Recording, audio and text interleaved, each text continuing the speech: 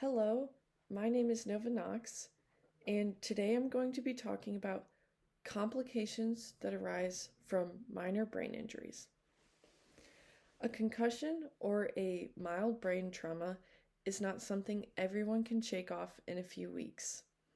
The University of Queensland Brain Institute states that even just one concussion can increase your risk of developing dementia and clinical depression. According to another study published by the Canadian Medical Association Journal called Risk of Suicide After a Concussion, even just one concussion raises your risk of suicide. This study was conducted following military personnel suicide rates, comparing those who have experienced a concussion to those who have not. They found that people that have experienced a concussion had a suicide rate of 3 times the population norm. According to another article published in Frontiers in Neurology by Ayu Tishome and other authors, over 2 million concussions occur each year in the United States. Of those 2 million people, 40 to 80% of them develop post-concussion syndrome. Post-concussion syndrome entails that you have concussion symptoms that persist for months or years after the original trauma. So the reason why I'm talking about this today is that in 2019, I experienced a mild brain trauma caused by a bicycle accident. I was diagnosed with multiple facial fractures and a concussion, but the concussion still affects me to this day. I was told that the concussion would resolve in a few weeks, but here I am 6 years later, continuing to struggle with my persisting symptoms. My purpose for this speech is to inform you all about the severity and the longevity that mild brain traumas can cause.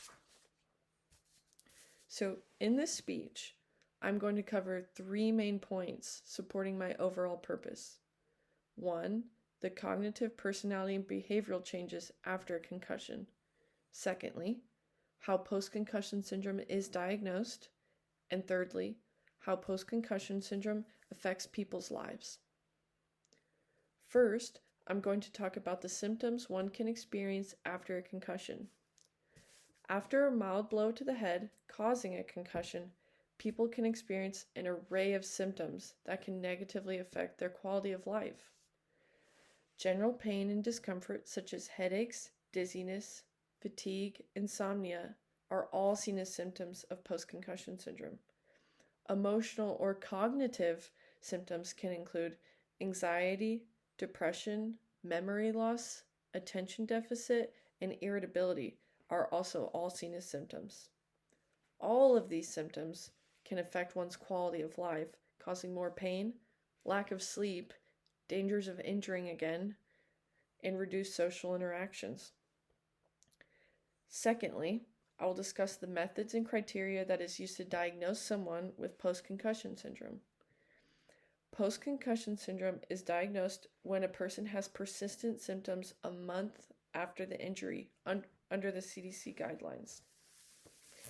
The CDC states, along with symptoms having to persist after a month, more than one symptom is required, and additionally, symptoms have to occur from different categories such as cognitive, emotional, and physical symptoms.